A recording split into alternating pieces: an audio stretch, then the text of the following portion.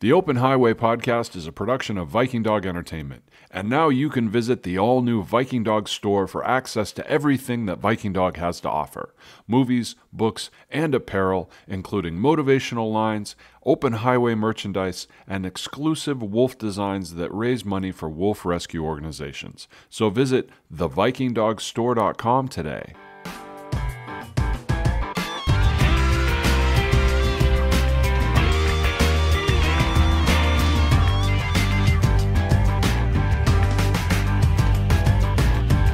Tell me about the RV. Just tell me about the RV again. So it was the 70s, which I think is a great way to start most stories. I was being raised by a single mother, and she got remarried, and her husband, Ted, thought it'd be a good idea for us to sell the house, move into an RV, and travel across the country. He had gotten a job in San Diego. We lived in New Jersey. And he figured, oh, we'll just drive this RV across the country for the summer, and then I'll get this job, and we'll go on with our lives. But once we got to California, that all went nowhere, and we ended up living in this RV for 5 years. How long was it after they got married, though? Was it like they just came home and went, oh, let me 2 carry you weeks. across the threshold? 2 weeks. 2 weeks. They, well, it was the 70s, right? Children are seen but not heard, and they're definitely not consulted. So they had clearly been planning this for some time, because they came back from their honeymoon practically in the RV. And so that's when we suspected the wool had been pulled over our eyes. Oh, so this Yeah. didn't end well. Not for me, because I had to live in an RV for 5 years. Well, I'm sure it was a nice, like the 70s version of Will Smith's like extended cab thing, right? You would be wrong. You would be wrong about that. It wouldn't be the first time. 25 feet long, 6 feet wide, because I measured it, because I had nothing else to do. Very small. I could park it in my living room, that in my house right now. It was small, it was cramped, and because it had everything in it, we didn't stop. We just stayed in that thing, as long as we could, all day, 15-hour days of driving. And where did you start from again? We started from New Jersey, near Elizabeth, New Jersey, and we ended up in San Diego. So you did the full end to end, all the way across. Oh my God. So how long did that take to get across the country? Well, they weren't in a hurry, and the Winnebago kept breaking down. So wait. Hold on. He had a job. And he didn't, like, there's no hurry to get to the job? No. There was no job, was there? So, now that you mention it, I'm going to have to send an email to my mom. But he worked for a lighting company. So he sold lighting fixtures. We called him a light bulb salesman. It was way more than that. Grocery stores, he sold them all that stuff in the ceiling. So it was a big company, and they transferred him from New Jersey to California around May. And apparently he didn't have to be there till August. And so we figured we'd take our time. But once he got there, you're absolutely right. That job didn't seem to last very long. Oh. And so again, another bill of goods that we were sold. So how did the marriage last? I'll cut right to it. A while, because by then my mother had been married twice already, and she was a little sensitive about getting divorced because her family would pick on her. So the marriage lasted probably till I started college. So another 8 or 9 years. Okay. But this had an effect on you. Even aside from being stuck in the RV, you developed an interest in history. That's how I discovered you, is because you host a podcast called History's Trainwrecks. There you go. See, I'm giving you the chance to really hit that. So I should have said it in my James Earl Jones voice. Yes, absolutely. Well, and we don't cut, so you're out. I was going to say, edit that out, and I'll come back. The only thing we edit out is bathroom breaks. That's it. Oh, I got you. Okay. So, when you're traveling across the country by road, you stop at all the free places, which are, you get to Illinois and you stop at the Welcome Center, and everything about Abraham Lincoln is free. And so my mother loaded me up with stuff. She said, "You're a little nerd. You'll like this stuff." And for the next 7 states, I was immersed in Abe Lincoln. And And so that's how it was. The one upside to driving across the country is that you see the history right there on the ground. You stop at the museums and the historical markers and all this other stuff. So it caught my attention, and I've been hooked ever since. Is Lincoln a specific interest to yours still, or was that just kind of the gateway into this entire drug of history? Yeah, I was going to say Lincoln is the gateway drug to history. I tend to shy away from the big names only because there's so much about them to know that I feel like I don't have the time to grasp it all properly the way that experts do. So I'm more of a James K. Polk guy because, Millard Fillmore, stuff like that. Yeah.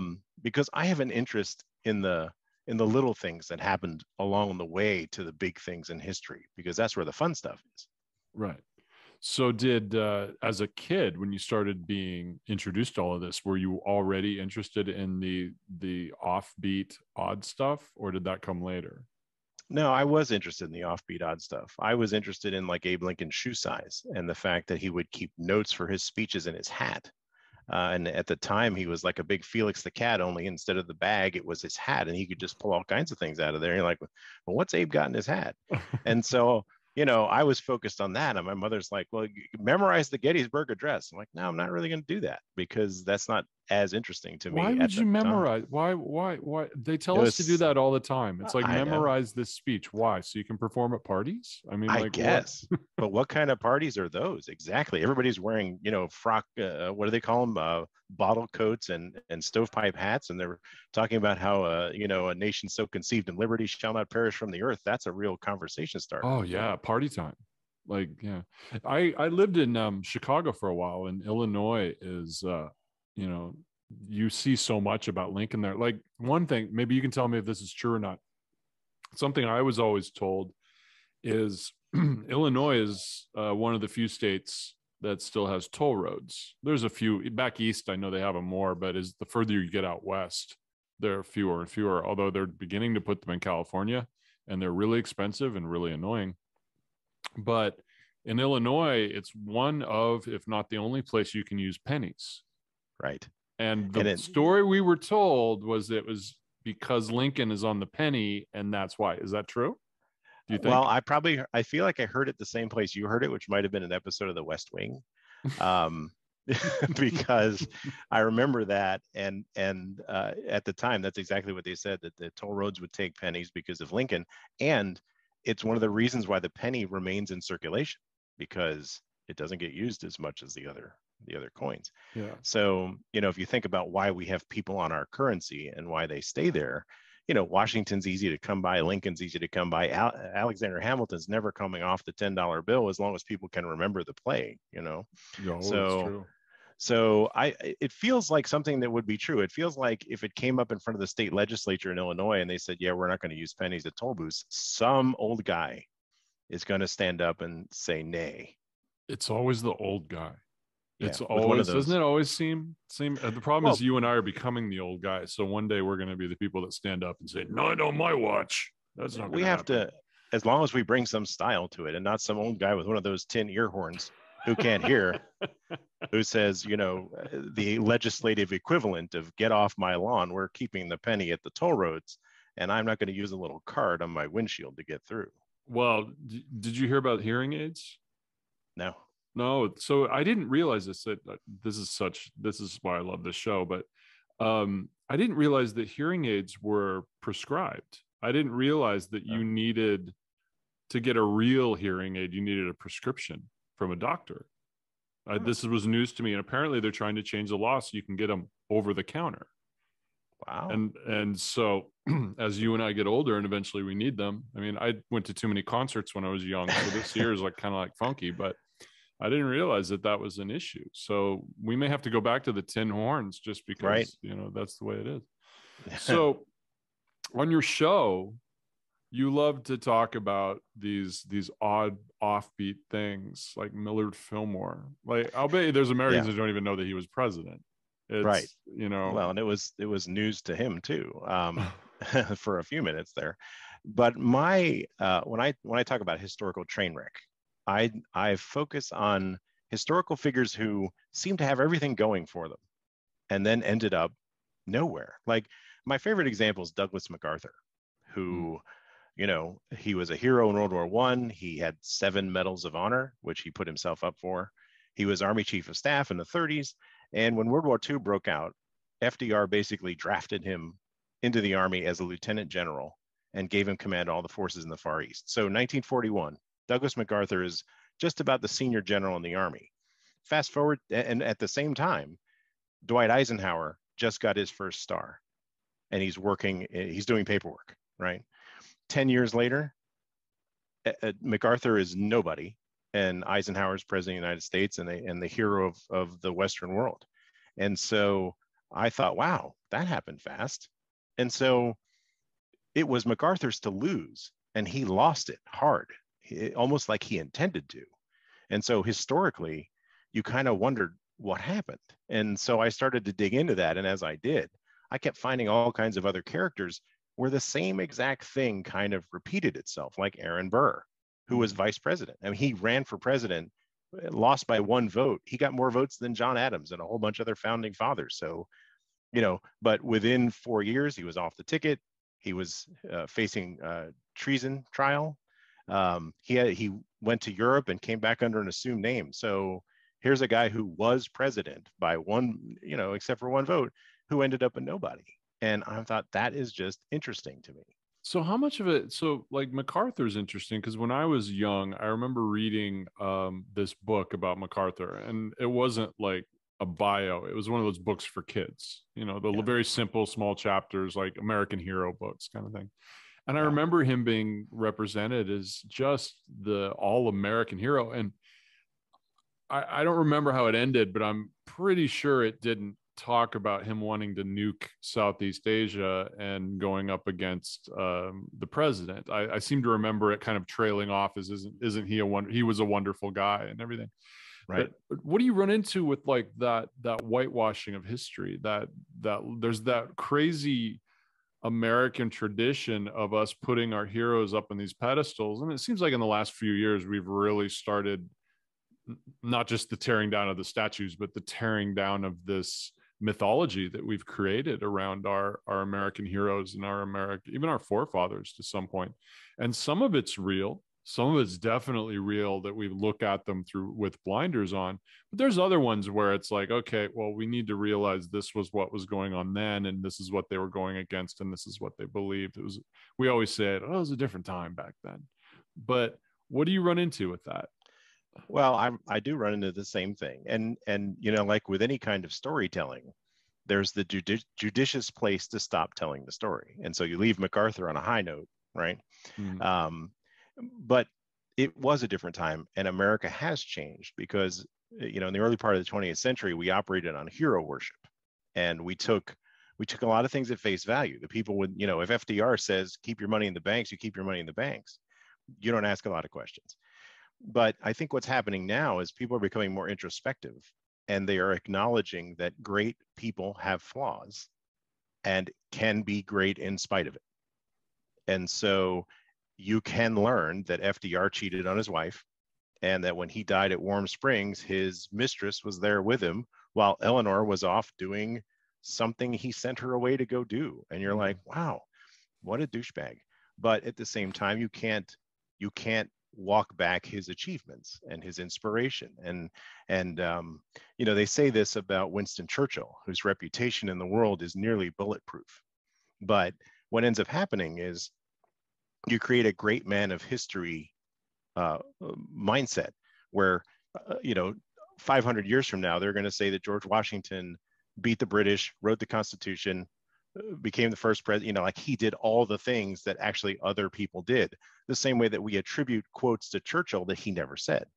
And so it's important when you're studying history accurately to just see it warts and all. Otherwise, it's not history, it's fiction. Do you think some of that has to do with our youth as a country? The fact that we're only a couple hundred years old versus countries and nations and societies that are thousands of years old. So they can, you look at it and you're like, well, of course life was different 1,000 years ago. Of course they didn't behave by these same things. So we don't hold them up to the same measurement. But for us, we're like, oh, well, that was only 150 years ago. Why weren't they woke? Why weren't they? Why? They should have known that slavery was wrong, even though everybody in the world did it. Right. Do you And think that has something to do with it? I think it does. I think because our heroes, our founding fathers, are on a timeline way closer to us than, Julius Caesar is to the Italians. And so by now they're used to Julius Caesar. We know all about him. We know he might have been gay. We know he cheated on his wife with his sister, and so they accept that and they're used to that, and they say, but you know what? He really beat the French pretty good, and so they like that. Mm-hmm. In our case, there's still a struggle. I mean, you can still see the struggle when they talk about what a great man George Washington was, and parenthetically say, well, he did own a couple of slaves, and they're just trying to skip over that part. And good history is when you don't skip over it, where you look at it, you look at the facts, and what they end up with is they say, well, compared to the other people of his time, George Washington was fairly progressive, which is the best they can do. Well, that's the difference right there, isn't it? It's like you just said, it's the facts. You can have history as a science. You can sit down and here's the facts, the things that you can prove, 1, 2, 3. And then you have the mythology that erupts around history. And that's a different thing. That's the storytelling. That's the mythology. That's the creation of the myths. And it takes me back to what I was saying about we're a young country. So it's different if you're British and you're like King Richard, he was this amazing mythological character, versus saying, Millard Fillmore was this amazing mythological character. It's a little different.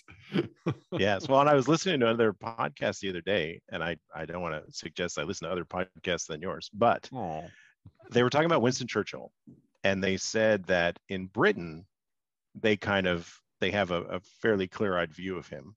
But in America, if you're doing anything that covers British history, if Churchill was alive at the time, you have to have him in it, or Americans won't watch it and they won't listen to it. Like The Crown, the series on Netflix.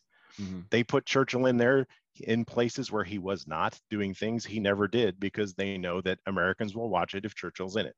And that's just kind of how we see him. But they did you like The Crown, and did you think it was here's a loaded question. How accurate did you think The Crown was? Especially the Winston Churchill parts. Sometimes I feel like a doctor watching a medical drama, right? Or like when scientists watch Star Trek, there are things that you have to set aside in order to enjoy it. And so when I watch things that are historical, I tend to set aside what I may or may not know about the time period, just so I can have fun and, watch the show. And the thing about some of these great figures in history is that they are dramatic. They are fun to watch. They are towering, and they can be. And with what you know about them, when you see it playing out on screen, you're just kind of sitting back going, wow, Churchill was awesome. And so that was kind of when I was watching The Crown, I was like, oh yeah, all right, Churchill was all right, So it's kind of larger than life, right? Mythological retelling of the tale. Yes, and it's and you want him to be that way, right? You want Churchill to be a good guy. You don't want to see Churchill, peeing in a corner outside. You want to see him in all his bulldog glory, the same way that we revere Lincoln. Lincoln told dirty jokes all the time, and his own cabinet would say, I'm not going into this meeting because I'll never get out, because he's going to talk for 2 hours and I got somewhere to be. And that's the kind of stuff that, we don't want to hear about Lincoln. But there's other presidents like Lyndon Johnson. You hear the amazing stories about his bathroom meetings and about how he would whip it out in the middle of a meeting, and he would do all of this. He was a very salty character, to use. Right. He was brash. I don't know, whatever word you want to use. But that's closer to our own time. So why do we look at him and go, haha, look, isn't he? We're okay hearing about that. But if you look at Lincoln or Churchill or someone in the past, it's like, oh, no, we have to revere them more. Why is that? Right. Or Kennedy and having an affair with Marilyn Monroe. Right. We're like, oh, we're okay talking about that. It was right, Marilyn. Because it's mythology. There's a difference between mythology and history, right? Mm-hmm. We have turned Washington and Lincoln into mythic heroes because we need them to be mythic heroes, because they make us feel good about being Americans. Lyndon Johnson was a guy who got things done. People didn't really like him at the time. His historical judgment, assessment is still ongoing. And so, we're not really sure where to put him, but he is definitely not in the pantheon of, the top 10 presidents of all time. Right. Even though he did, Equal Rights Amendment and, Well, and this is a good thing that's happening now in the study of history, is that these presidents that we've been writing off as mediocre, second rate, are getting a new look, like John Adams, James K. Polk, who I started with. He accomplished quite a lot in 4 years. Yeah. Lyndon Johnson's getting a second look. So is George H.W. Bush. And what's happening is that the ranking of not the top tier, because the top five are always Washington, Lincoln, the two Roosevelts, and Harry Truman, fights it out with, maybe Grover Cleveland or something. But when it comes to the B-listers and the C-listers, we can move them around and take another look at Calvin Coolidge and go, well, maybe he wasn't a non-entity, but he kind of was. And this is what historians are doing. So part of the reason I like to delve into the B list and the C list is because there's a lot of unplowed ground there. But and there's stuff that hasn't been over. There's some that I don't think you're ever going to be able to bring forward and say and hold up on a pedestal. Hoover. Right. Without getting into that too deeply, he was not, I'll say it, he was the Trump of his era. When as far as who he took care of, where he came from, what was important to him, populist money, you can really dive into that. There's a reason they called them Hooverville, all of the tenements and all of that. Now listeners are going, no, it's exciting stuff, because one of my more recent episodes was about naming Hoover Dam, which they built the dam during Hoover's administration, but then FDR won, and so FDR's people kept calling it Boulder Dam. They didn't want to call it Hoover Dam because everything Hoover was, bad. Yeah. And when I posted that, I got a lot of comments from people, well, FDR was a socialist and he ruined the country. And Hoover was really much better than, you've made him out to be, even though I didn't make him out to be anything. Yeah. He was tone deaf to the suffering of the American people, and they voted him out of office for it. That's Hoover. That's what happened. Policy-wise, doesn't matter, because when people were starving to death and didn't have jobs, Hoover said, well, that's not the government's problem. That was that's why he lost. What do you think about the whole idea of, that famous saying, those who do not know history are doomed to repeat it? So when you look at some of these figures, we're talking about presidents, so stick with that, but there's other ones too. It feels like we've come around to this populist place again, where it's not about who can do the best job, not about who can be a politician. And that's part of the problem right there, is the term politician has become a dirty term. And rightfully so, because most of the politicians on both sides, and I say this having spent some time working in politics, are dirty and out for their own reasons and whatever, and that's a whole thing. But now you've got politicians who, being a politician is the definition of the word is basically working together, getting things done, making concessions, making giving and taking in order to put the agenda forward or put the work forward. And we've forgotten that that's what it is. And if you look at the I'm going to joke that hopefully by the time this airs, the whole debate in Washington with Manchin and Bernie Sanders and all that will be over, but we all know it may not be. That's what's supposed to happen. It's supposed to be this give and take. It's not supposed to be this stonewalling, I only take care of my camp idea. And so that's breaking the machine, and that's how people like Trump get elected. That's how personalities get elected. I'm totally blanking on his name, but the Italian president from a couple of years ago. Yes, Berlusconi. Who ended up getting charged with charges and corruption and everything. We're not learning from the past. So what do we do? Well, so that's a great point. And I don't want to ramble for 20 minutes, but here's the thing. All right, here's the thing. As you transcend the arc of American politics, our early politicians were far closer to statesmen than, say, guys who get votes to win an office. And statesmen are the ones who look at what's best for the country and how do we get there, and let's put everything else aside. As time goes on, partisanship takes over, and then you become tribal, and you see what we're seeing now, where Congress is paralyzed by dysfunction simply because, well, I'm a Republican, so I can't vote for a tax increase, so I'm done talking, and they act more like kindergartners than anything else. But the key to what you're taught, to your point, is that all politicians are cowards. And if you can govern them by fear, they will do whatever you want. Now, if you think about it, fear is the last place you want to start when it comes to running a government or doing anything that's productive, if you're operating from fear. So there's two ways to get elected in America. The politicians operating from fear. Yes, right? The politicians. Okay. I mean, if you look at Congress, every single one of them, they're all afraid of something, and they're afraid of Donald Trump. They're afraid of being primaried. They're afraid of running out of money. Mm-hmm. They're afraid of being irrelevant. They're afraid of not getting enough face time with the president if it's their president. It's just everywhere they look, they're afraid of something. And so my question for them is, how do they even get anything done when they're just kind of cowering in fear all the time? Okay, but is that always a bad thing? Is it a bad thing always if you do have that fear? And I'm not saying that all of those things, but look at Sinema right mm-hmm. now, from Arizona. She isn't afraid of anything because basically everyone thinks she's not going to run for re-election. So right. She is, and I have to temper this because it's not proven, but it's my feelings.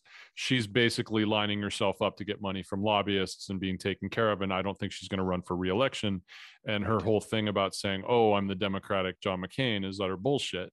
And yes. Again, my opinion, but I think I'm right. And so is it bad to have a little bit of fear as an elected official, just where it comes from? Right. That right there is the best part, is what you're afraid of.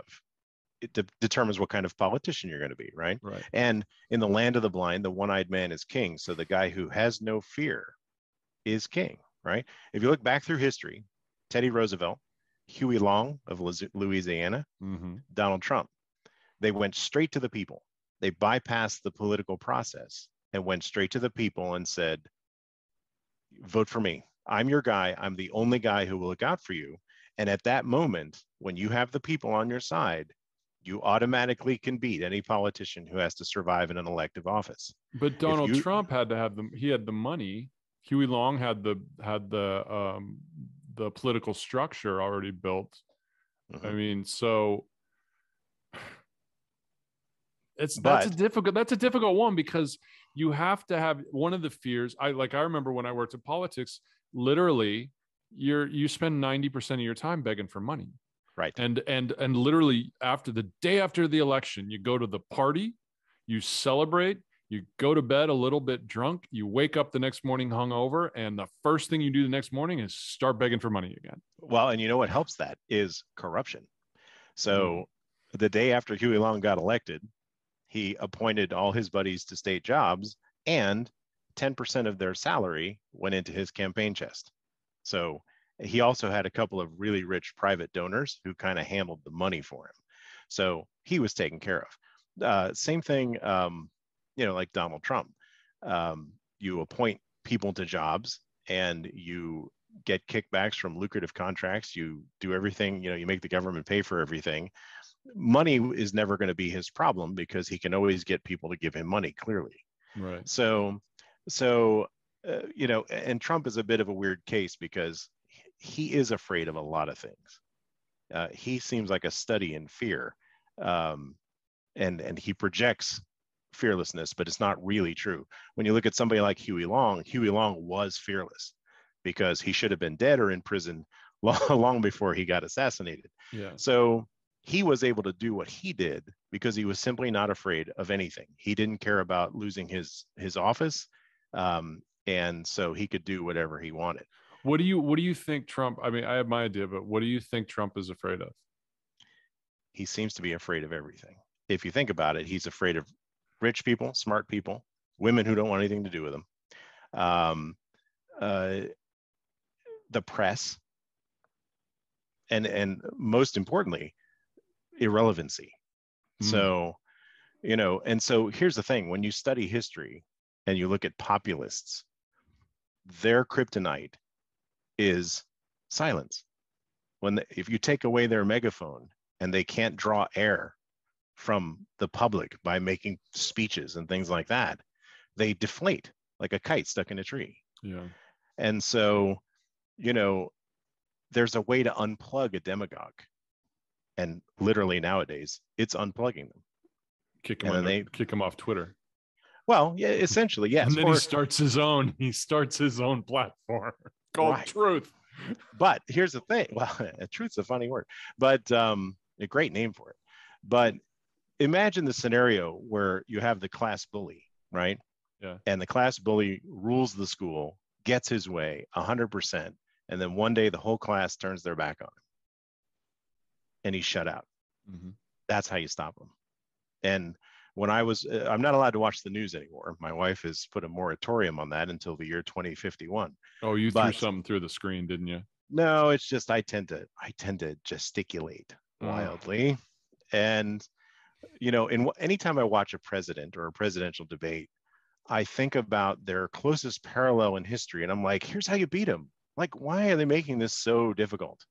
If I was debating Donald Trump, I would make fun of him. I would get people to laugh at him because he can't stand it. And it would cause him to go nuclear and he would lose it. Mm-hmm. And so I was like, well, why didn't Hillary do that? Well, because she's not funny. But, every time you see a politician, every time you see a leader and you start to think, oh my God, this dude is inevitable, like he's unstoppable, there's always a way to stop him. And all you got to do is go back a little bit in history. And it always has the answer. The book's already been written. All we got to do is read it. What about, okay, so I'm getting the shivers talking about Trump this much because the funny thing for me is being doing this show now. For so long, I was a reporter and I had to stay neutral. And then I was in the entertainment world. I still am, but you're warned, do not take a political stance because certain people won't hire you. And between you and me, because no one's listening, I don't fucking care anymore. And so I'm willing to come out and just kind of be like, you know what, this is how I feel. And part of the show is me like really kind of discovering, getting back on my soapbox a little bit. So now I can say Trump gives me the willies. But we got Joe Biden now, who I'll admit, I voted for Joe Biden. I did. And but he feels like a caretaker president who oh my God, can't get anything done. Nailed it. Am I wrong? No, you are 100% right. That's what I call him. He's a caretaker president. His purpose in American history was to not be Donald Trump and to get Donald Trump out of office. I'm sure he's got policy ideas. Of course he does. But who cares? Because that wasn't what he was elected to do. I mean, here's a guy who's tried to run for president 3 or 4 times now. Yeah. And has lost. There's a reason they kept sending Joe Biden away from presidential politics. But we needed an old white guy to beat Donald Trump, and we got one. And so, my friends on the right are always, what do you think about this, about Joe Biden? I'm like, I don't care, because Joe Biden did the one thing I need him to do. And if I had $1 billion, I would primary him. I'd run against Joe Biden as a Democrat in the primaries. He's done, in my opinion, but he's holding the line against somebody worse. And that's what we need him to do right now. Have in your experience with your knowledge of history, other obviously than the late 1850s leading up to the Civil War, have we ever had a situation where Congress has been this split and this just gridlocked, and a president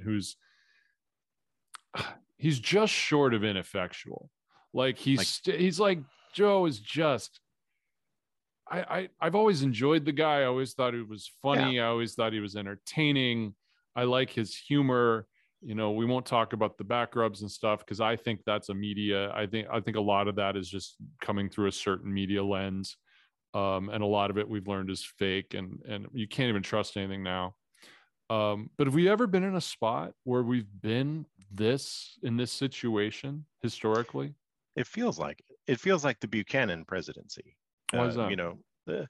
Because Congress was split to the point of dysfunction. We're talking 1856 to 1857 to 61, right before Lincoln came into office. Mm. James Buchanan didn't believe the government could even prevent states from seceding.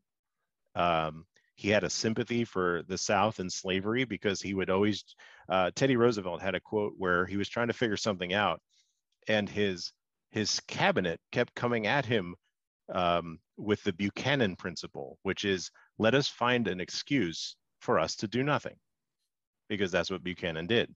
And Congress was so busy doing separate things at the same time that no one was running things.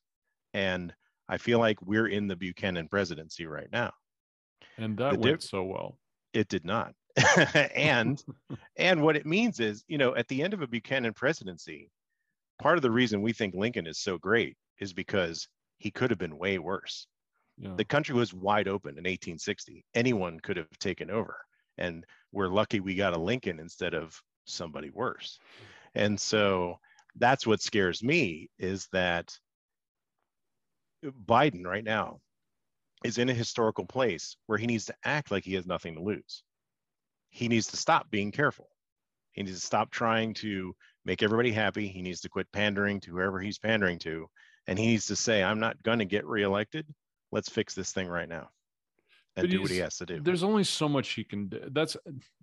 He can write executive orders till the cows come home.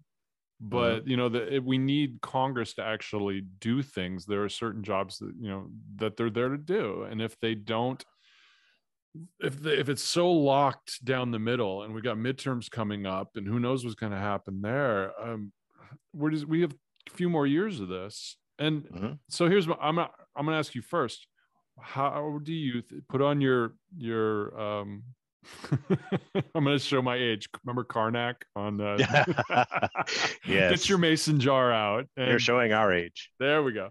I watched TV a lot when I was a kid. I'm going to claim that. I snuck up and watched late night. What do you think is going to happen? What do you see happening over the next couple of years as we head toward the next election with Biden? Do you think Trump's going to come back? What do you forecast happening? So this is my question to everybody. How do you see this ending, right? Because Congress is dysfunctional. The country is exceptionally partisan, at least the part we see, right? I think most Americans are fairly reasonable, but disinterested. Like, you're not going to quit your job to go get involved in fixing what's wrong with America. Mm-hmm. And we tend to say, well, we've elected some guys to handle that, and they're handling it, but they're really not. I see Biden having a tough re-election campaign, and it would be a blessing. And I know you're gonna clench up about this. It would be a blessing if Joe Biden faced Donald Trump again, because he's a known quantity. He's really a paper tiger. He doesn't have competence, intelligence, philosophy, vision, a plan, self-awareness. He has none of those things, which makes him beatable. But if you take one of these smart guys like Tom Cotton of Arkansas, even DeSantis in Florida, guys who can get things done, people who are shrewd political operators, because the difference between Huey Long and Donald Trump was that Huey Long was a clever guy, and you would show up to fight him and you would find that you're already beaten. When you show up to fight Donald Trump, it's the first second of the fight because he's just getting started. And so if we had somebody with Trump's appeal and charisma, but with the competence and ruthlessness of a Huey Long, we would be in serious trouble. See, I hear what you're saying, and I can see it happening, but I don't. That's in my opinion. I just don't think that's what's going to happen, and I hope I'm wrong. Mm-hmm. I don't think Joe Biden's going to run for re-election. I wish him no ill will, and I hope I'm wrong. I don't think medically he's going to get through, be able to do it. I really feel like Harris is being set up to be the candidate, and at this point, I'm an independent. Just for full disclosure, so I worked in the Democratic Party as campaign manager for a congressional candidate. I've worked within the party. I understand how they think and a lot. And at this point, I'm kind of just like, I will vote for the person that I believe, if I vote. But it feels as I just don't see them getting behind him.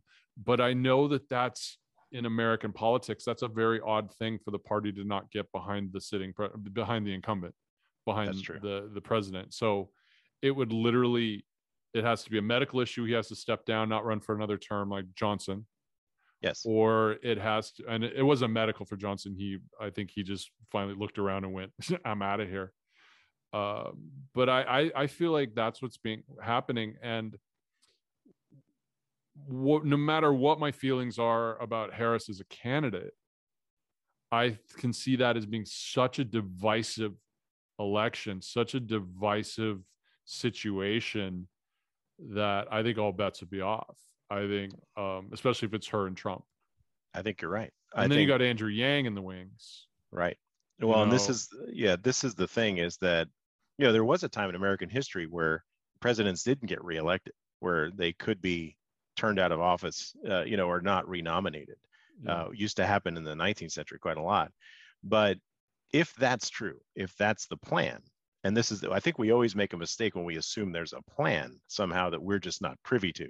The more I look at them, politicians in Washington, the more I'm like, well, they really don't know what they're doing, and they really don't seem to have a plan. A lot of times they don't. It's a choose your own adventure novel.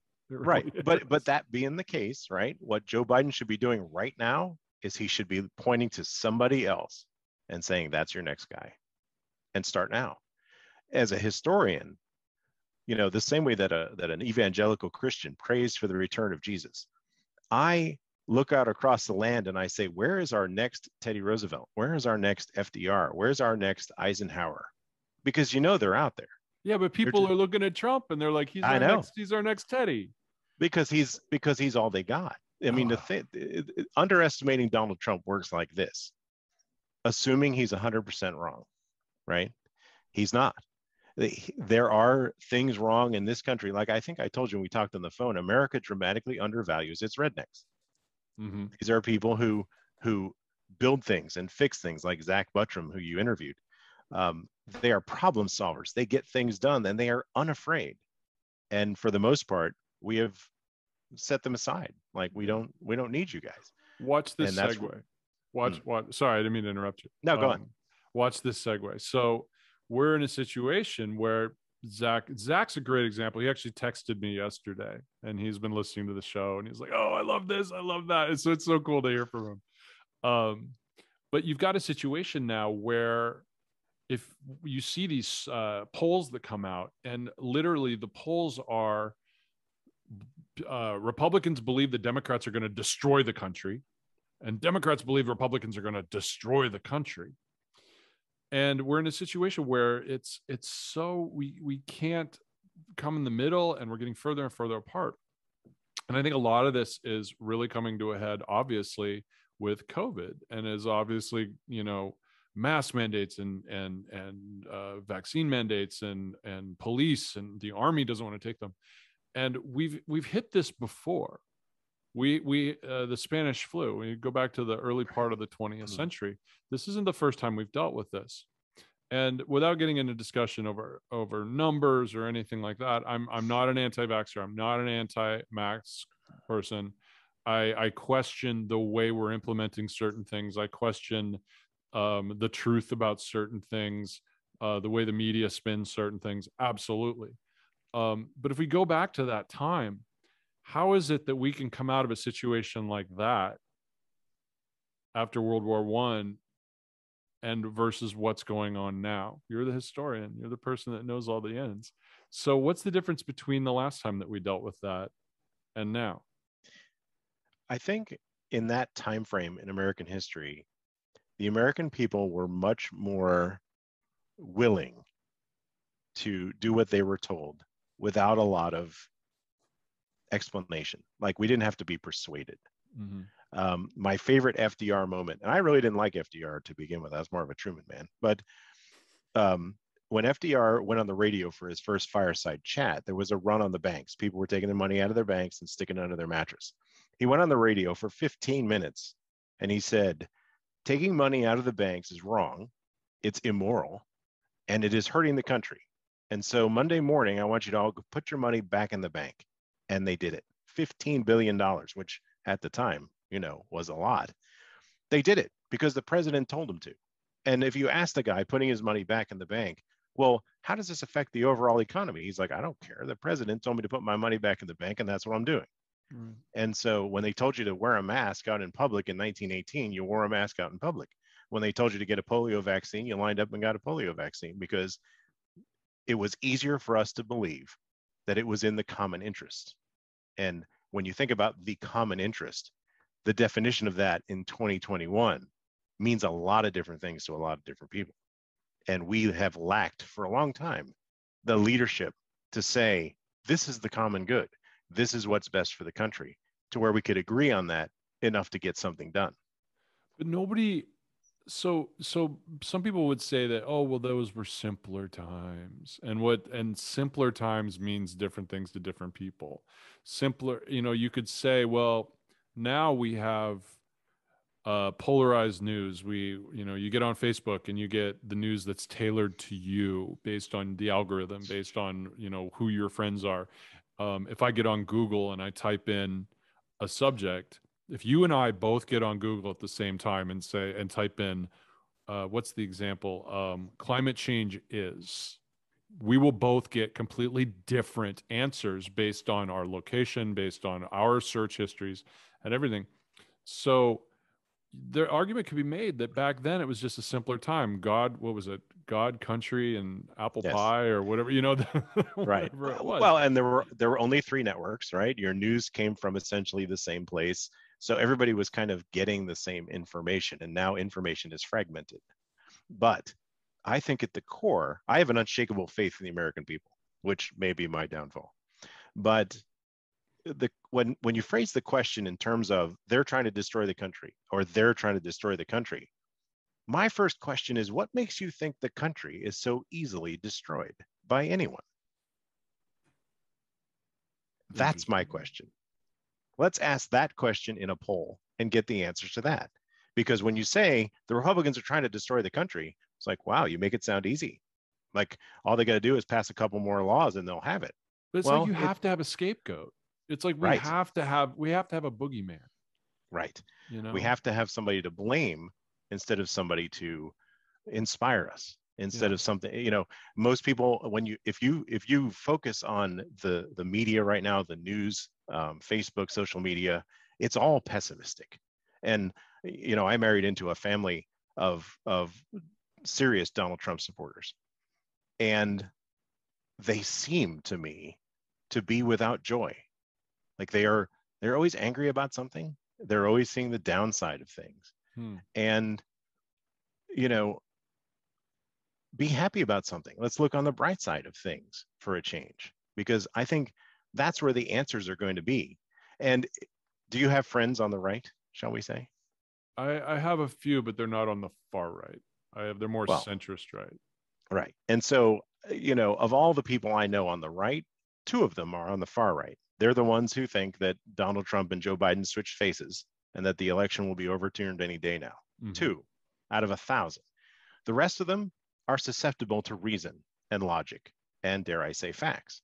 But these are the people who are tuning out all this noise, which means we have surrendered the political control of the country to the people who are brash and loud and without conscience. And that's why the country looks the way it does. So the people that, let's pick a conspiracy at random. Oh, QAnon. Yeah. And random. I know. The reason is I have experience with someone who was very close to me, who is very involved in the conspiratorial world, and a lot of the things that started coming out about QAnon, that the theories, and I use that term very loosely, that came out with QAnon, a lot of them weren't new. A lot of them were theories that had been around I remember as a kid hearing you know, because I was raised in a very, I went to religious schools and I rebelled like crazy. I And, find that hard to but, believe. oh, can you tell? Yeah, yeah. Um, but they, I remember hearing these things about, you know, pedophile rings and all of those. They were going all the way back to the 80s and the 70s when I was in school. Mhm. So these aren't new. And my what I always tell people when they're like, oh my God, I can't believe that people believe these things. I'm like, the reason many people believe them is because they had already had the seeds planted in their mind and it resonated with them. And they went, wow, there's something about that sounds familiar. Mhm. And that's why some people got taken by them. That's only part of it. That's a whole, like, one day I want a QAnon person on the show who has woken up and I want to talk to them. That's one of my goals. um, but conspiracy theories aren't new, like in No. political politics especially, and we'll stick with that because that's kind of your specialty, or let's Yeah. call it that. I mean, there's been stories about so and so had an illegitimate child, so and so the Catholics are going to run the country and they're going to take over the Pope. I remember my grandmother telling me stories before she died about my grandfather, about how terrified he was that Kennedy was going to get elected and the Catholics were going to roll over this country and the Pope is going to take over. So these are nothing new, right? These kind of things. No, they're not new. You know, But what are some of the ones, like, what, looking back, like what are ones that have changed the way that we look at the country or the elections or really stick out? I mean, well, the Red Scare was the big one back in the 50s. McCarthy. Everybody was a communist. The way that now, it was funny after the election. China was the boogeyman there for a while, and the QAnon people believed that there were Chinese armies massed in Canada, waiting for the inauguration to be over so that Joe Biden could surrender the country to them. And some of the things that they say out loud, when you say, I mean, you heard what you just said, right? How there's no mechanism for that to even work, even if he wanted to. And they're like, no, it's going to happen, right? And sooner or later, every conspiracy theorist has to come down to that. I hear what you're saying, and I understand how the world actually works, but this is going to happen anyway because it brings them a certain kind of comfort. And that's, I think, the basis in conspiracy theories is that it makes you feel good about whatever your problem is, to know that you're not economically downtrodden because of the choices that you've made. It's because there's an international cabal of bankers that goes back to the 16th century who are controlling the money supply and orchestrating politics worldwide to make sure that you stay down and somebody's foot is on your neck. Yeah. It makes you feel better. I after 9/11, I interviewed it's been a long time, Barbara Mickelson, who Oh, she yeah. was behind the web Snopes. Mhm. And Pat, since then, she is like, people have really come down on her and everything. I haven't talked to her in a long time. I haven't kept up on it. But she had a really interesting point, because all of a sudden all these conspiracy theories started coming out right away. And I'm like, why is this happening? She had a really good point, and I've heard it repeated over the years. People have to find an order when they don't understand something, when they are in that area of fear, when nothing makes sense and they don't understand what's going on. They will reach out and find something that says, oh, this is why this is happening. There is control in the universe, and everything's going to be okay, because at least I understand that there's a dark hand behind the curtain, or an international cabal, or Right. this was fake. But that's, Well, it's the again, it's not same. a new thing. No, it's the same way that when tragedy strikes, we say, well, everything happens for a reason. Mm-hmm. That's our big comfort, is that we don't like random things. We don't like things that just happen by accident. We like to see order, and we like to know that there's a reason and a purpose for whatever it is that we have to go through now. Yeah. It's a coping mechanism. Do you like that in history? Do you like the order, like being able to know that William Henry Harrison only served as president, 90 days, 89 days, something like that? Well, and I also wonder why one of his aides didn't make him put on a coat or go inside. But yeah, I mean, because it makes you realize on what little things great things turn. Yeah. If he hadn't gone left and gone right instead, everything would have been different. And that's one aspect of studying history. But the other aspect of studying history is that we do learn from these things. It seems like we don't. And it seems like it takes a really long time to get the lesson through. But I think it was Obama who said that the arc of humanity bends toward justice. Mm-hmm. We do improve, even if it's incremental and even if it's going too slow for the rest of us. Studying history brings me comfort because, like they said on the new Battlestar Galactica reboot, all this has happened before and will happen again. Oh, as Watchtower plays in the background. Yes. Love that show. Um, without getting too controversial, but I'll see how far you go with it. What about like we touched on it earlier about the statues and tearing down history, and how do we address that? How do you think that we look at things from the past and put them in the proper context, but still understand that? Here's the example I'm going to use, so we're a little less controversial. The Ten Okay. Commandments Yeah. statues that are scattered across the country. Mm-hmm. There was a movement, what was it, about 10 years ago, 15 years ago, where they were starting to take them out of state houses, and people were saying, you can't do that. That's been there forever, da da da da. But they didn't realize that they were all put there as publicity stunts for the Ten Commandments movie with Charlton Heston. And they didn't realize that they hadn't been there for 200 years. They were all funded by the studio in order to promote the movie, and that never got taken out. So how do we find this balance where we understand history, but we don't, I'm not trying to be funny, but put these things up on a pedestal Right. that aren't worthy of that, and understand the real reason that some of these objects or some of these stories or some of these legends were made. They were made for false purposes, not for the narrative that people believe they were. Right. Well, and with a lot of the Confederate statues now, since we don't want to be controversial, but they were put up in a period of time. They were put up for a reason. They were put up as an intimidation factor against African Americans, right? But it seems to me that they intended one thing, but they might just get something they didn't intend. The best way to deal with a monument is to tell the truth, right? You look at a statue of Thomas Jefferson, right? Tell the truth about him. Here's what he did good. Here's what he did wrong. He was a human being like other human beings, but we have to take public people. We have to take the great men of history, as it were, as the whole package. And I think that the antidote for some of what's going on is just information. Here's who he was. There are reasons to revere Robert E. Lee. There are good things about him. There are bad things about him. I don't think we should take his statue down. I don't think that they should bulldoze Auschwitz. I think these things need to stay up so that people can see them. And 100 years from now, a little kid's going to go, what's that about? And if you give him the truth, that helps. Why is it we have to do that? Why do you think that people can't do that? Why do you think that it became cancel culture? Right. But that's nothing new. It's just the way that's come about. But it's like, it's the whole idea that if somebody screws up, whether they're a CEO or a politician, you make one mistake, suddenly you have to quit. You have to jump ship. Done. You're not allowed to make a mistake.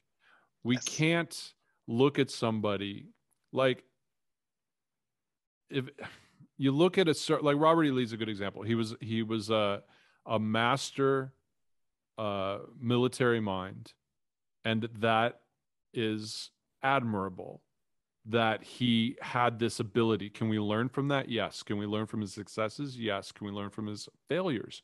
Yes. That's a discussion. That's a learning point. Does that mean that you have to then put him up on a pedestal and say he was an amazing human being? There's a separation between human being and the acts and the abilities that they had that you could learn from, right? Right. And if I was teaching Robert E. Lee, I would ask my students that they should pretend to be him in 1861, right? He'd spent his life in the United States Army, but he was loyal to Virginia. He didn't entirely agree with what the Confederacy was about or what it was up to, and he was genuinely conflicted. Mm-hmm. And he had to make what essentially was a crappy decision, and he did the best he could with it. Yeah. And I think that when you start to see Robert E. Lee as a human being, some of these things are understandable, even if you say, well, I would have done something different, because it's good to understand what was going on at the time and why he was on the fence and why he eventually made the decision he made. And once he made the decision, he was all in. If he was going to fight for the Confederacy, he was going to win that war. He wasn't going to back off because that wasn't who he was.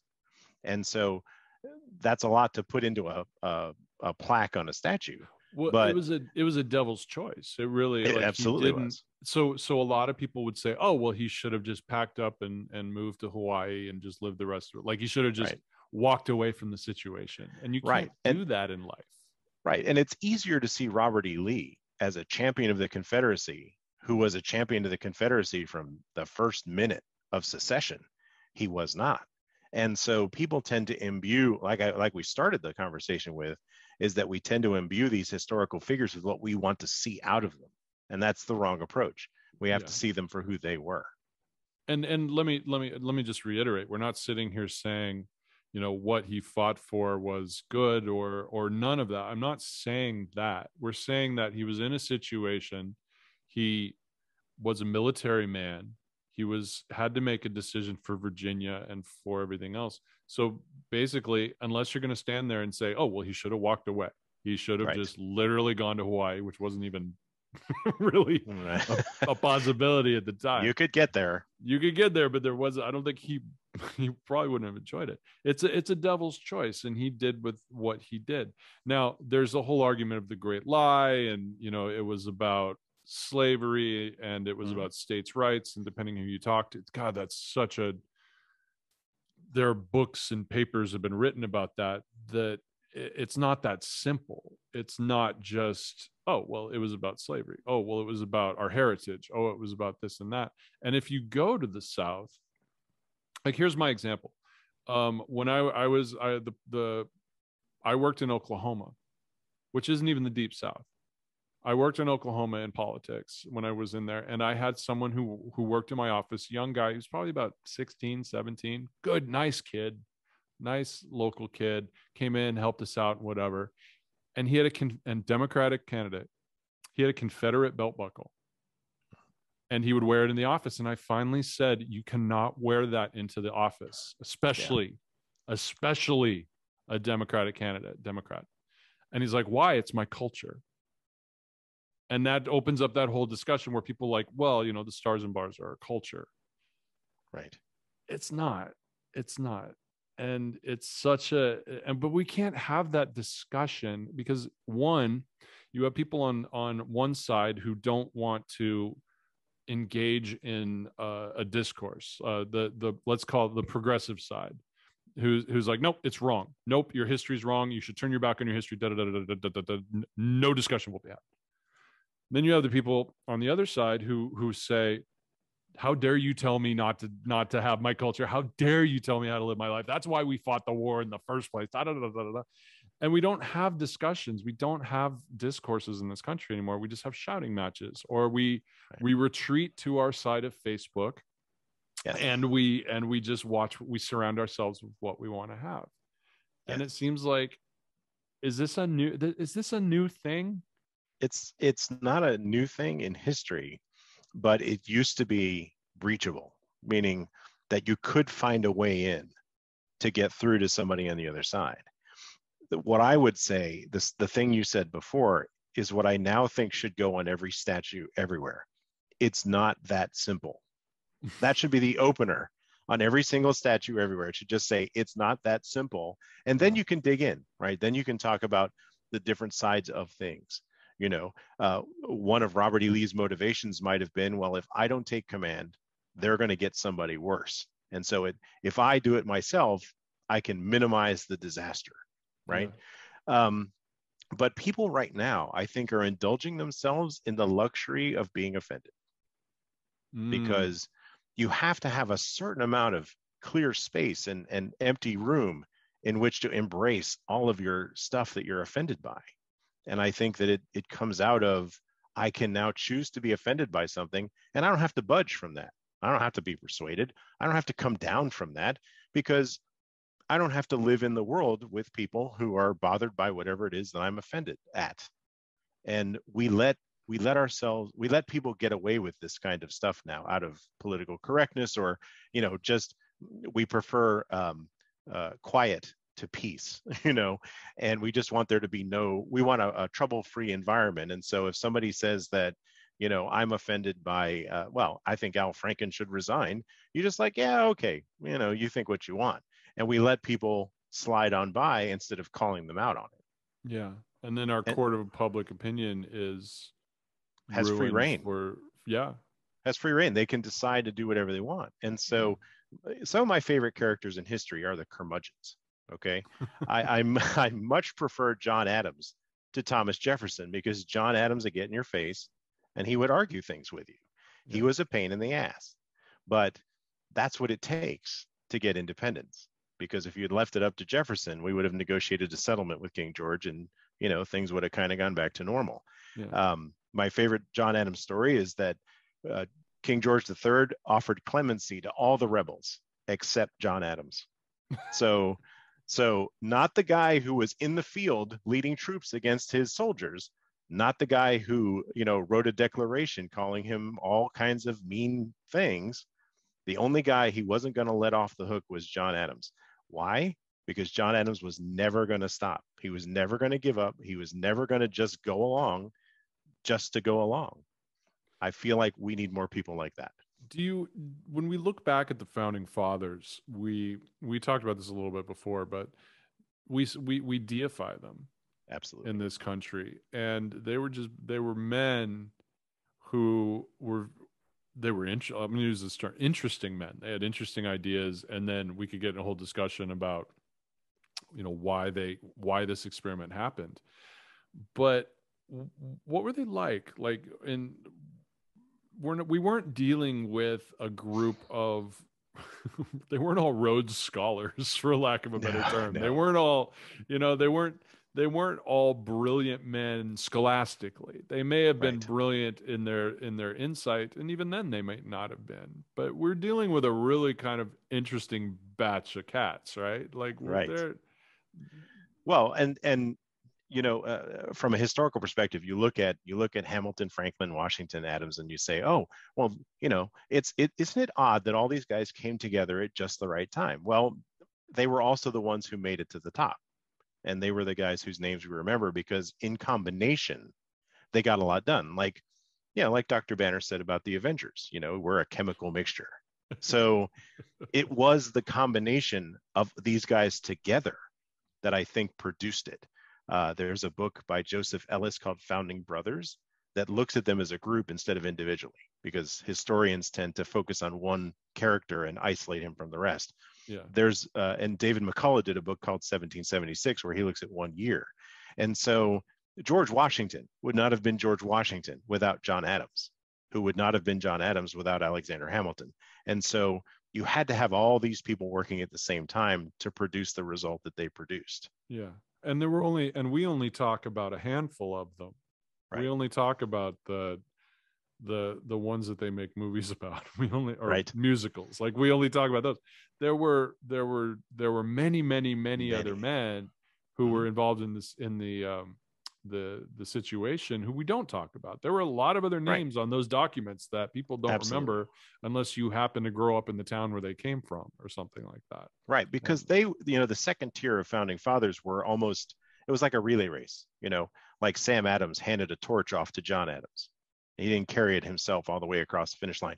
Patrick Henry, who started strong, didn't end up anywhere. But he, these guys were the sparks for the flame. But in the arc of a revolution, you need all kinds. You need the incendiaries who get it started. But at some point, if you don't hand the torch off to the administrators, the legislators, the people who know how to run things, you're going to get the French Revolution where everybody gets their head chopped off.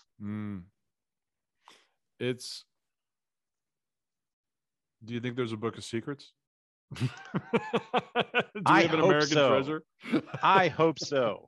I have, I also write novels, and I have a novel idea about where every president has their own special kind of troubleshooter guy, who just roams the land doing the president's bidding, and he knows all the secrets, and he's got an unlimited budget, and and so I want there to be a book of secrets.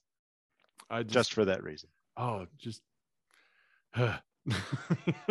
It's one of those things where you look at our country and how messed up it is sometimes, and you just hope there's some like amazing Nicolas Cage movie buried within our history. Well, and like I told you, I know that out there today, there's another FDR in the land. There's another Abe Lincoln, there's another Dwight Eisenhower. And then as soon as I think that, I'm like, well, they could never get elected to office in this country, right? If they were running today. But that tells me the degree to which the country has to adjust the way it thinks about things. But you're optimistic. You said that earlier. You believe I am. Even with all the information you have, even with all the past and everything that you know, and all the little wacky little tidbits. Yes. You still believe. You still think. Because when the chips are down, right? When the chips are down, Americans come through. And when FDR, went into World War II with a fifth-rate army and no Navy to speak of and 0 planes in the Air Force, he said, you know what? He told Henry Ford. He said, I believe the American people can produce these many planes in this amount of time, and they're going to do it. And they did it.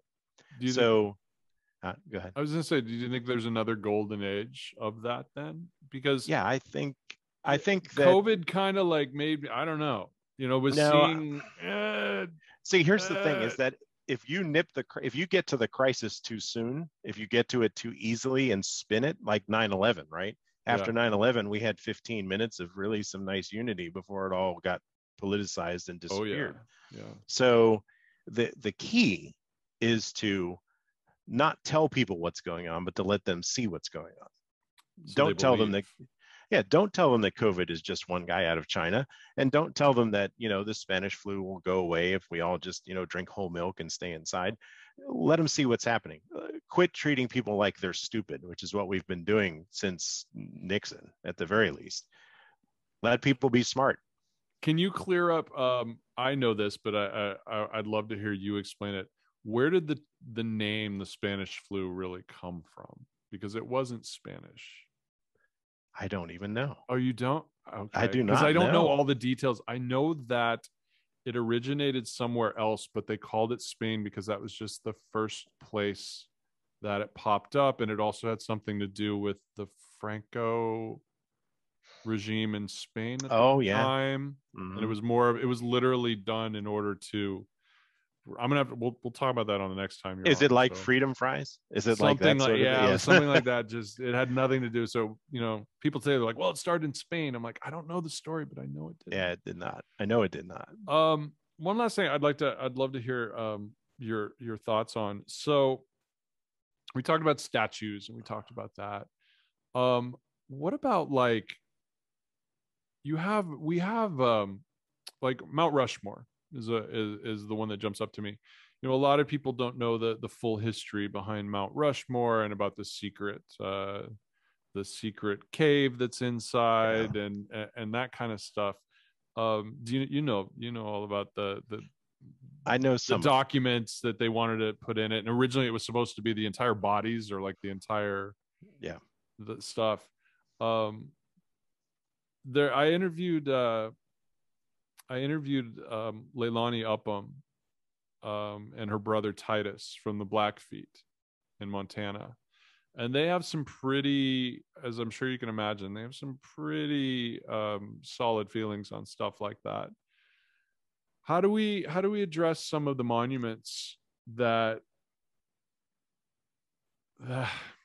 this is a touchy one.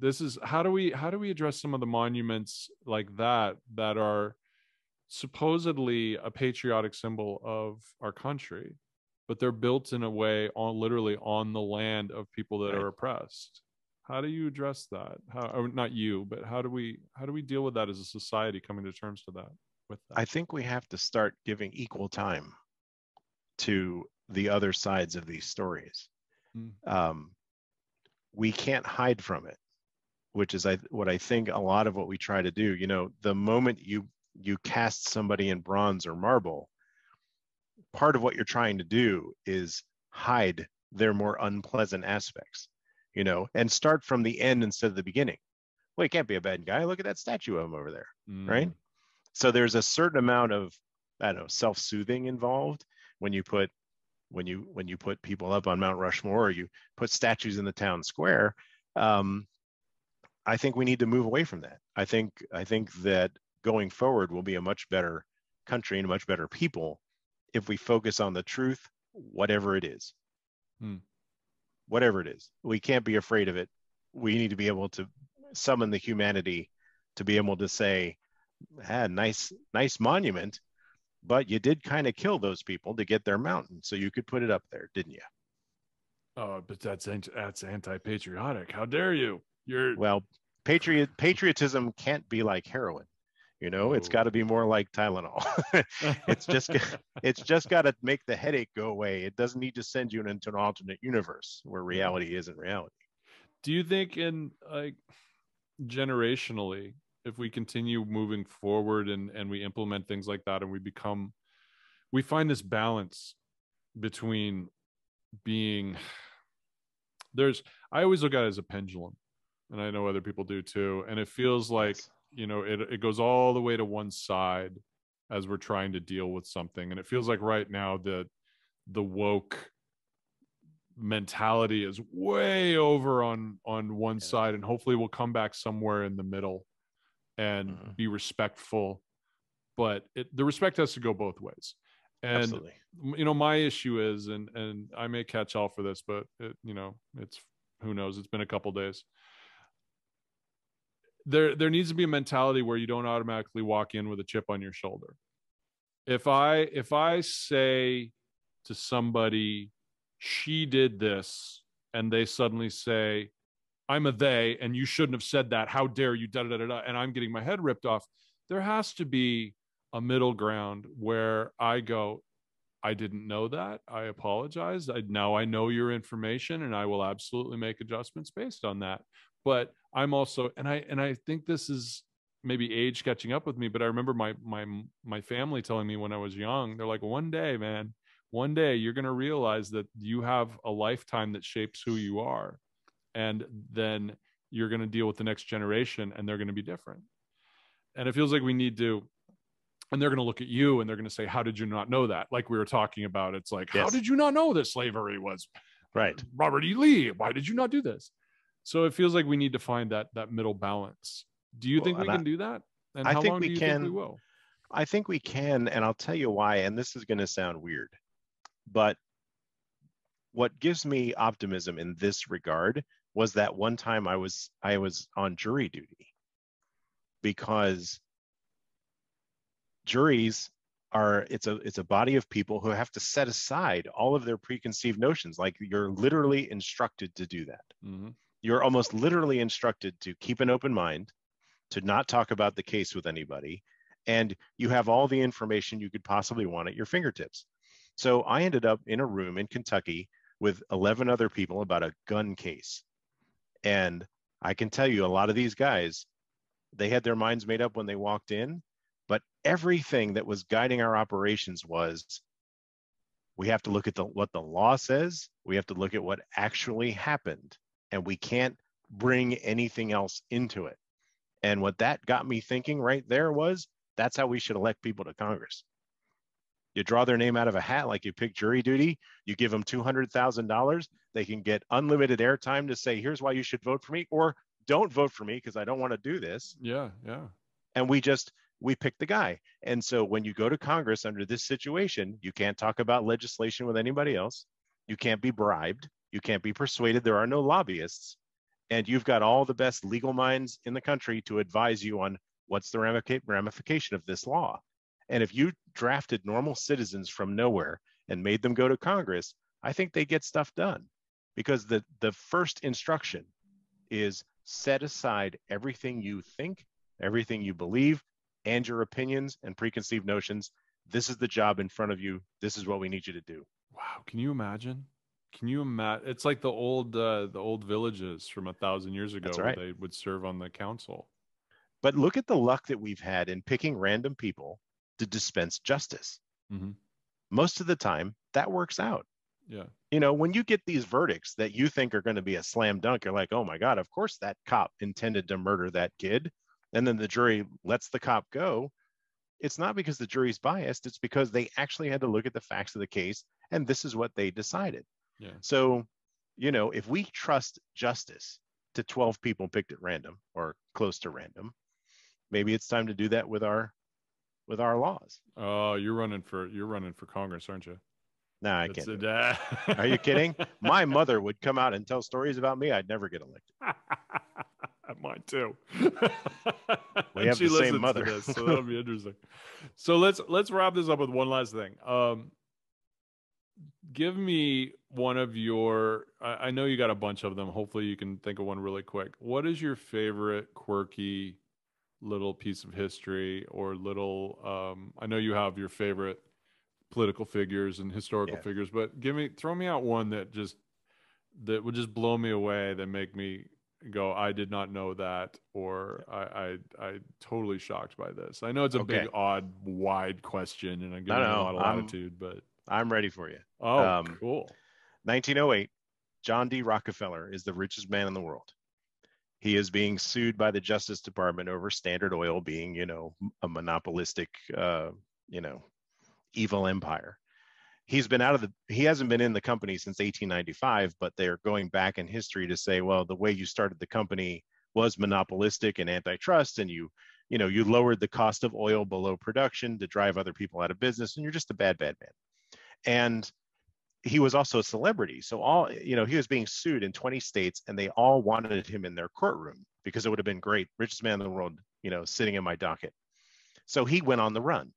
He had estates, and he would just go, you know, he would hide out in places and nobody could find him. There was a massive like manhunt. And it wasn't like, you know, we have to capture this guy, but it was a celebrity thing where let's go find John D. Rockefeller, right? And, you know, at the time he's worth the equivalent of, you know, $100 billion. So he could pretty much hide out where he wanted to. But he was fond of a particular kind of cheese. And wherever he went, he had the cheese shipped to him. So all these reporters and process servers and detectives, you know, the Pinkertons are all over it. They can't find John D. Rockefeller until they talk to this wagon driver who picks up the cheese from the train station and drives it up to the estate. And he says, there are suspicious cheeses going up to the Rockefeller estate. He's like, I could smell that cheese anywhere. So I can tell you that Rockefeller is over there, and I'm bringing him his cheese right now. And if you follow me, you'll find him. And so that, you know, like I said, no matter how much intricate and complicated schemes we have, it's always the little things that you're undone by. Follow the cheese. Follow the cheese, and you will find the rich man. This has been so much fun. Where can people find you? Where can people get information on your show? Historiestrainwrecks.com. There's a Histories Trainwrecks Facebook page where I post things, and if you just Google it now, apparently you'll find it. So, are you on the Twitter and the Instagram? On the Twitter, yeah, it's all the same. It's all Histories Trainwrecks. And then this has been it's been insightful, and it's also been a little cathartic to get some of my thoughts out into the world and hear them. They're like little thought bubbles sometimes when you actually hear them out there. You're like, huh. That's but cool. Well, when you've said things that I have thought secretly and told no one, I'm thinking, this man is a guru. Don't go that far. Let's not do that. Well, I'm not sending you contributions or anything. Just well, Patreon, everybody. We're on Open Highways on Patreon now. Yes, there you go. Stacey Roberts, thank you so much. It was so much fun. I look forward to talking to you again. Maybe after the midterms, we'll have to get together and we'll have a lot to talk about. Oh yeah, so been fun. Thank you. Thank you. For the highways of America, which for so many years were an assortment of as many designs and pavements as there were states, are now becoming one big road that can take you anywhere faster, safer, and more directly than ever before. What is this big road? Where is it going? How much has been built? How much is yet to come? These are questions we ask. Certainly traveling the entire system would be a memorable experience, but few of us have the time for such a trip.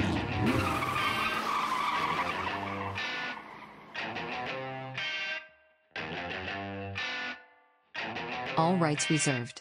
Viking Dog 2021.